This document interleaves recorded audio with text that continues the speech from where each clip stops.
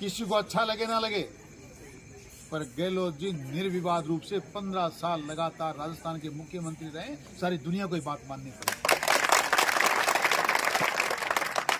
हो सकता है भारतीय जनता पार्टी के लोग हों, हो सकता है आपकी कोई और विचारधारा हो, पर ये शाश्वत सत्य है कि वो हमारे मुख्यमंत्री थे और आज भी हैं।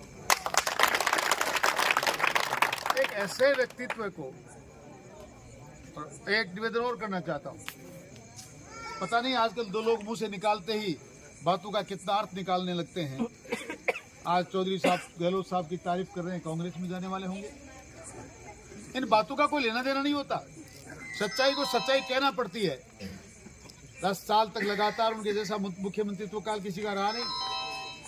ये तो मजबूरी ये रही कि राजस्थान के लोगों ने थोड़ी कमजोरी दिखाई, इसलिए ऐसे गुंडों को पालना पड़ा। वरना कब दूध में से मक्खी की तरह निकाल के फेंकते उनको पता भी नहीं चलता। और इंसान जब अपनी औकात भूल जाता है तो फिर आप सोच सकते हैं वो कहाँ पहुंचता है। कहाँ राजा भोज, कहाँ गंगू तेली। एक राजस्थान के मुखिया को कहता है कि मैं उनकी जेल करा दूंगा। मैं तो धन्यवाद देना चाहता हूँ उनके साहस को, उनके धैर्य को।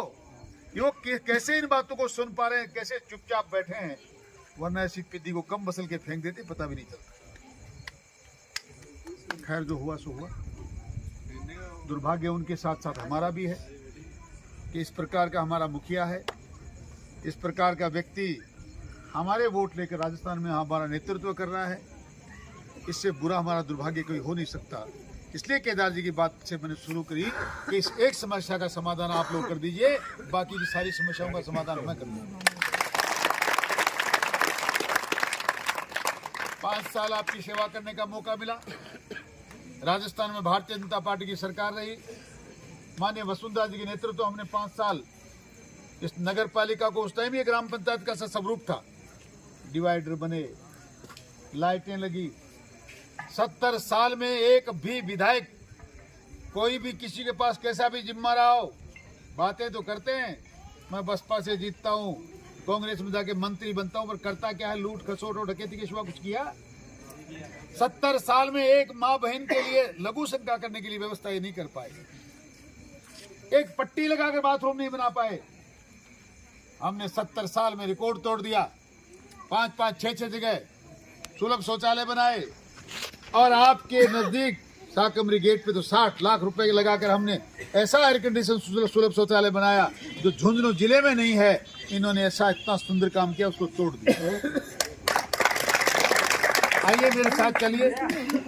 जहां हमारे सुलभ शौचालय की सीमा थी, सड़क तो उसे 2 फुट दूर बन रही है। मैं जानना चाह रहा हूं आपके चेयरमैन से और उस मंत्री से कि हमारे शौचालय को तोड़ने का कारण क्या था। जब आपको सड़क वहां बनानी नहीं थी, सड़क वहां से 2 फीट दूर है, फिर उसको तोड़ने का तात्पर्य क्या है?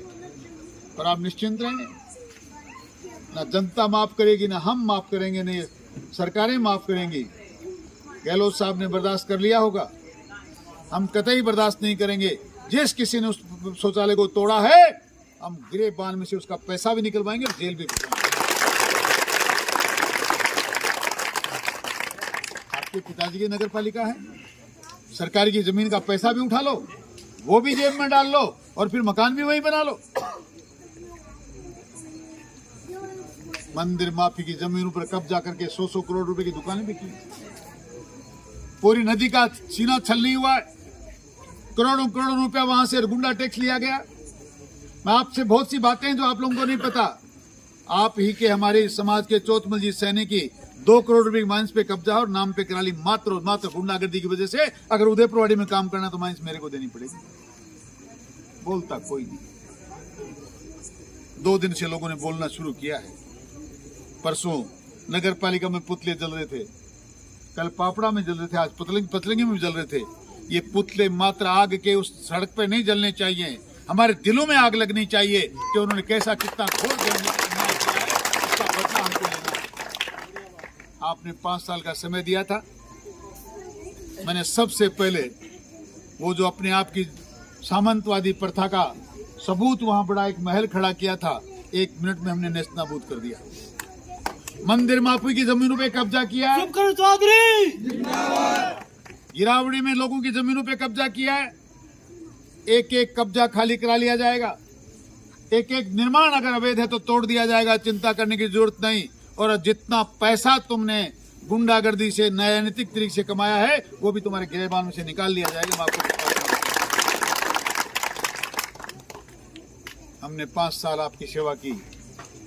भारतीय जनता पार्टी की सरकार में इस नगर पालिका में कितने काम हुए आप लोग अच्छी तरह जानते हैं।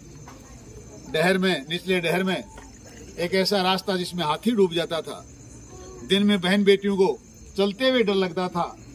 और सैनी समाज में आप लोग जानते हैं जमीनें हमारे पास कम हैं, परिवार बड़े हैं, 1 इंच जमीन के लिए हम लोग लड़ पड़ते हैं। पर आप देखिए, बिना किसी के तू मैं के ये बना, बिना किसी के थोड़ी सी आंखों में गर्मी लाए बिना मैंने 50 फीट चौड़ी रोड बना दी। कोई रोक नहीं पाया, किसी ने एक दिन बात नहीं करी।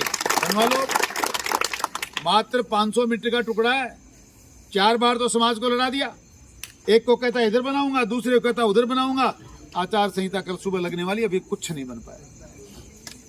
वो भी हमारे किस्मत में लिखा, हम ही बनाएंगे। और जिस दिन बनेगा उस दिन कोई बोलेगा नहीं। पानी के लिए जब हमारा चुनाव था, नगर पालिका के वोटों का कारण है ये। सड़कों पे मशीनें लगा दी सड़क का लेवल लेने वाली। शुभकर चौधरी झूठ बोलता है, इसको पता नहीं कुंभा लिफ्ट कैसे आएगी। हमने देखो लेवल की मशीन लगाई है, ये यमुना का पानी लाने के लिए उत्तर प्रदेश से यहाँ तक का लेवल निकाल रही है। बस मैं एमएलए बना नहीं और यहाँ पानी आया नहीं। वो घर में पीने का पानी तो आया नहीं, उदयपुर की जनता के आंखों में आंसू जरूर आ गए। वो पानी आपकी आंखों में आया। वो जो जेब में लेके घूमता था कुंभा लिफ्ट, या तो जेब फट गई या फिर वो कुंभा लिफ्ट ही वापस चली गई, लेकिन हमारे यहाँ पीने का पानी नहीं आया। मैं आपसे निवेदन करना चाहता हूँ, मेरा मात्र एक सपना पिछली बार भी था, मेरा दुर्भाग्य है कि मैं वो सपना पूरा नहीं कर पाया। मित्रों, ना कोई एमएलए बनने का शौक है, न कोई बहुत बड़ा पद प्राप्त करने का शौक है। एक बार और आप बनाओगे तो भी मैं पूर्व विधायक कहलवाऊंगा। आज भी मैं पूर्व विधायक हूँ।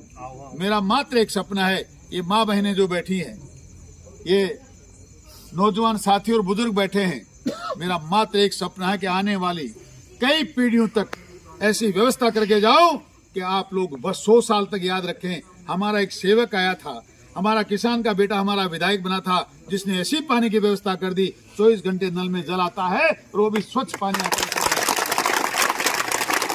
मैं वर्षों की बात नहीं करता, मात्र 2 साल में, क्योंकि 2000 करोड़ रुपए का प्रोजेक्ट, और मैं 2 साल में इसलिए करने का वादा करता हूँ कि मुझे पता है वो फाइल है कहाँ। मैं जानता हूँ वो प्रोजेक्ट कैसे स्वीकृत होगा।